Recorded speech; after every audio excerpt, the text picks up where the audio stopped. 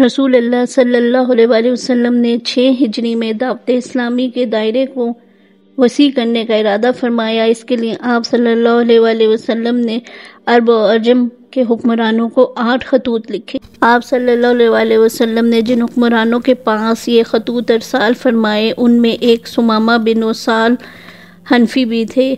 ثمامہ کو اہم حکمرانوں میں شامل کرنا اور اس کے یہاں دعوتی خط روانہ کرنا حیرت انگیز اور قابل تعجب اس لیے نہیں تھا کہ وہ نہایت بااثر اور اہم شخصیت کا مالک تھا۔ وہ دور جاہلیت میں عرب کا ایک حکمران، بنو حنیفہ کا ایک سربراہ، رئیس اور علاقہ یمامہ کے ان بادشاہوں میں سے تھا جن کی کوئی بات بھی ٹھکرائی نہیں جاتی تھی۔ جب ثمامہ کے پاس رسول اللہ صلی اللہ علیہ وسلم کا پیغام پہنچا تو اس نے نہایت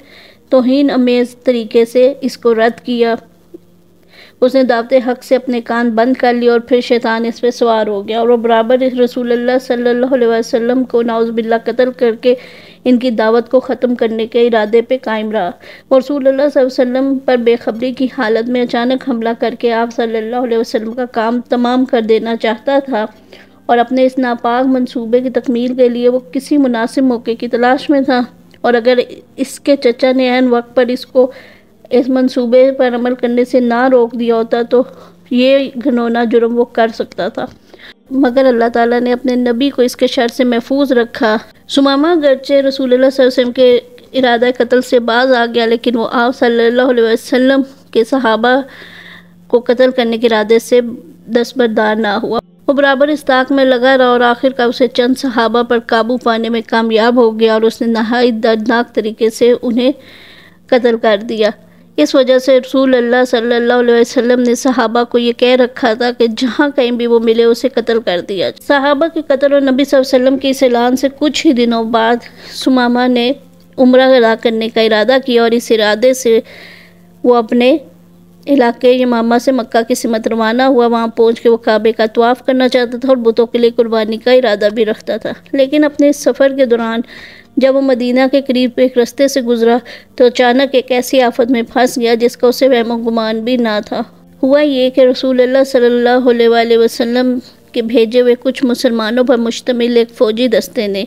جو اس خطرے کے پیش نظر کہ کہیں کوئی شر پسند رات کی تاریکی سے فائدہ اٹھا کے مدینہ کے باشندوں کو نقصان نہ پہنچائے، ثمامہ کو دیکھا اور گرفتار کر لیا اور لے جا کے اسے مسجد کے ستون سے باندھ دیا۔ اور اس بات کا انتظار کرنے لگے رسول اللہ صلی اللہ علیہ وسلم اس قیدی کے بارے میں کیا حکم فرماتے ہیں۔ ان میں سے کوئی بھی اس کو نہیں پہچانتا تھا۔ جب رسول اللہ صلی اللہ علیہ وسلم گھر سے مسجد کی طرف آئے اور اس میں داخل ہونے کا ارادہ کیا تو آپ کی نظر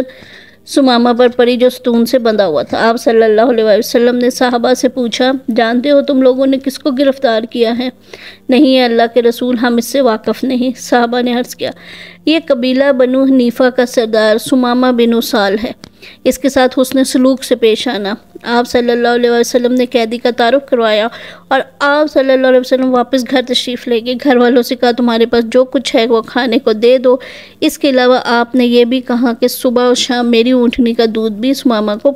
پہنچایا جائے۔ پھر آپ صلی اللہ علیہ وسلم ثمامہ کو اسلام کی طرف مائل کرنے کے خیال سے اس کے پاس تشریف لے گئے اور اس سے پوچھا، ثمامہ تمہارا کیا خیال ہے، تم ہماری طرف سے کس قسم کی سلوک کی توقع رکھتے ہو؟ میں آپ کے متعلق اچھا گمان اور آپ سے اچھے برتاؤ کی امید رکھتا ہوں، لیکن اگر آپ میرے قتل کا فیصلہ کرتے ہیں تو ایک ایسے شخص کو قتل کرائیں گے جو قتل کا مجرم ہے، اور اگر آپ احسان کر کے مجھے چھوڑ دیں تو میں آپ کا بہت احسان مند رہوں گا، اور اگر آپ کو مال کی خواہش ہو تو آپ جتنا کہیں گے میں آپ کو ادا کروں گا۔ اس گفتگو کے بعد رسول اللہ صلی اللہ علیہ وسلم نے ثمامہ کو اس کے حال پہ چھوڑ دیا اور 2 روز تک اس کی طرف کوئی توجہ نہ کی۔ اس دوران اس کے پاس مسلسل کھانے پینے کا سامان اور اونٹنی کا دودھ بھی آتا رہا۔ 2 روز بعد حضرت محمد صلی اللہ علیہ وسلم دوبارہ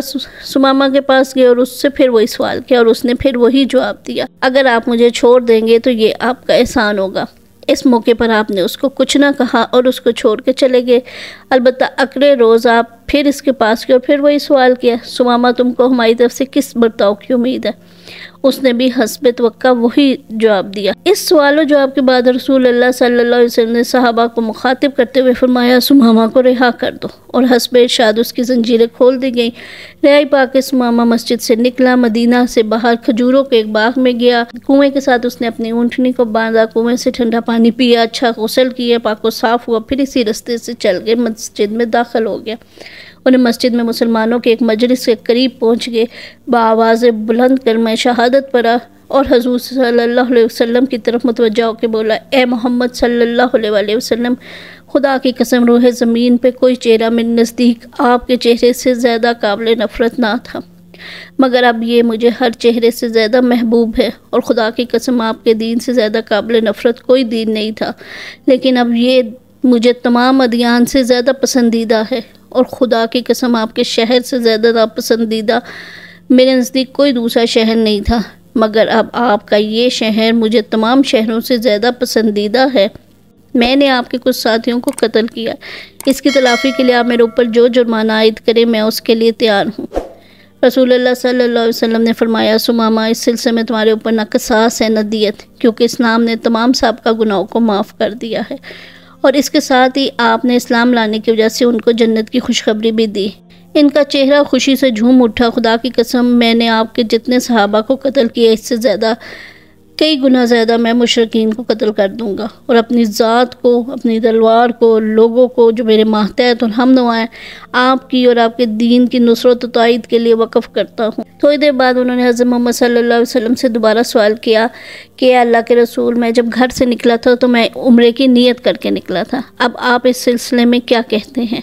رسول اللہ صلی اللہ علیہ وآلہ وسلم نے ارشاد فرمایا، تم مکہ جا کے اپنا عمرہ ادا کرو، مگر یہ عمرہ اب تم اللہ اور اس کے رسول کی شریعت کے مطابق ادا کرو گے۔ پھر آپ نے مناسک حج اور افعال عمرہ کی تعلیم دی، عمرے کی ادائیگی کے لیے روانہ ہوئے، اور جب مکہ پہنچے تو وہاں بلند آواز سے انہوں نے تلبیہ پڑھنا شروع کر دیا۔ وہ دنیا کے سب سے پہلے مسلمان تھے جو تلبیہ پڑھتے ہوئے مکہ میں داخل ہوئے۔ قریش کے لوگ اس ناگہانی آفت سے بالکل واقف نہ تھے، وہ غصے سے ان کی طرف دوڑ پڑے، انہوں نے اپنی تلواریں بے نیام کر لیں اور اس طرف لپکے کہ یہ کون شخص ہے جو اس طرح مکہ میں تلبیہ پڑھتے ہوئے داخل ہوا ہے۔ ان کے ایک نوجوان نے اپنے تیر چلا کے انہیں قتل کرنا چاہا، مگر دوسروں نے اس کو یہ کہتے ہوئے روک دیا کہ تیرا برا ہو، تو جانتا ہے یہ کون ہے؟ یہ یمامہ کا بادشاہ سمامہ بن اسال ہے، اگر تم اس کو نقصان پہنچاؤ گے تو ہمارے قبیلے کا جتنا غلہ ہے وہ یہ روک لیں گے اور ہم بھوکوں مریں گے۔ پھر وہ لوگ اپنی تلواریں میان میں رکھ کے حضرت سمامہ کے سامنے اور ان سے بولے، سمامہ یہ تم نے کیا کیا؟ کیا تم بے دین ہو گئے اور تم نے اپنا اور اپنے آباء و اجداد کا دین ترک کر دیا؟ نہیں، میں بے دین نہیں ہوا، بلکہ میں نے سب سے اچھا دین محمد صلی اللہ علیہ وسلم کے دین کی پیروی کی ہے۔ حضرت سمامہ نے جواب دیا، اور اس کے بعد انہوں نے کہا، اس گھر والے کی قسم، میرے واپس جانے کے بعد یمامہ کے گیہوں کا ایک دانہ اور وہاں کی ایک پیداوار کا ایک حصہ بھی تمہیں نہیں ملے گا جب تک تم حضرت محمد صلی اللہ علیہ وسلم کے دین اختیار نہ کر لو۔ حضرت سمامہ رضی اللہ عنہ نے قریش کی آنکھوں کے سامنے رسول اللہ کے بتائے ہوئے طریقے کے مطابق عمرہ ادا کیا۔ وہاں پہ انہوں نے اللہ کے لیے جانور کی قربانی کی اور وطن واپس لوٹ گئے۔ واپس آ کے انہوں نے اپنے قبیلے والوں کو قریش کے یہاں غلے کی سپلائی روک دینے کا حکم دیا، اور قبیلے والوں نے سپلائی بند کر دی۔ جو اقتصادی پابندی سمامہ بن اسال نے قریش کے خلاف لگائی تھی، اس میں روز بروز اضافہ ہوتا جا رہا تھا، اور غلے کی قیمتوں میں بھی غیر معمولی اضافہ ہو رہا تھا۔ لوگوں میں فاقہ کشی بڑھ گئی اور ان کی تکلیف اور پریشانی اتنی بڑھ گئی کہ نوبت مرنے تک آ گئی۔ تو انہوں نے رسول اللہ صلی اللہ علیہ وسلم کو ایک خط لکھا، ہم آپ کے متعلق پہلے سے یہ بات جانتے ہیں کہ آپ صلہ رحمی کرتے ہیں اور دوسروں کو اس کی تاکید کرتے ہیں، مگر ہم اس وقت جس صورتحال سے دوچار ہیں اس میں آپ ہماری مدد کر سکتے ہیں۔ آپ نے ہمارے باپوں کو تلوار سے قتل کیا اور بیٹوں کو بھوکوں مار رہے ہیں۔ آپ سمامہ بن اسال سے کہیں کہ وہ ہمارے غلے پر لگی پابندی کو ہٹا دے۔ رسول اللہ صلی اللہ علیہ وسلم نے حضرت سمامہ کو لکھ بھیجا کہ وہ قریش کے خلاف پیداوار کی برآمد پر لگائی گئی پابندی کو ختم کر دے۔ چنانچہ آپ صلی اللہ علیہ وسلم کے حکم پر انہوں نے قریش پہ لگائی پابندی کو ختم کر دیا۔ حضرت سمامہ بن اسال زندگی بھر اپنے دین کے وفادار اور نبی صلی اللہ علیہ وسلم کے ساتھ کیے عہد کے پابند رہے۔ جب رسول اللہ صلی اللہ علیہ وسلم کی وفات ہوئی، اور اہل عرب اجتماعی و انفرادی طور پر اللہ کے دین سے نکلنے لگے اور مسلم کذاب نے بنو حنیفہ میں نبوت کا جھوٹا دعویٰ کیا تو انہیں اپنے اوپر ایمان لانے کی دعوت دینی شروع کی، تو حضرت ثمامہ رضی اللہ عنہ ان کے سامنے ڈٹ گئے۔ انہوں نے اپنی قوم کو سمجھایا، بنو حنیفہ کے لوگوں، خبردار، اس گمراہ کن دعوت کو ہرگز قبول نہ کرنا، اس کا نور ہدایت سے دور دور تک کوئی تعلق نہیں۔ انہوں نے مزید فرمایا، بنو حنیفہ ایک وقت میں دو نبی نہیں ہو سکتے، محمد صلی اللہ علیہ وسلم اللہ کے آخری نبی اور ان کے بعد کوئی نبی نہیں آئے گا۔ پھر وہ اپنے قبیلے کے لوگوں کو لے کر الگ ہو گئے، اور جو اسلام پر ثابت قدم رہ گئے تھے وہ راہ خدا میں جہاد اور اس کے دین کو زمین پر غالب کرنے کے لیے مرتدین کے ساتھ جنگ و قتال میں مشغول رہے۔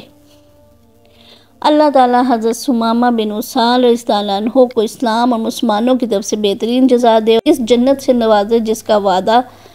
اللہ تعالیٰ نے اپنے متقی بندوں سے کیا ہے۔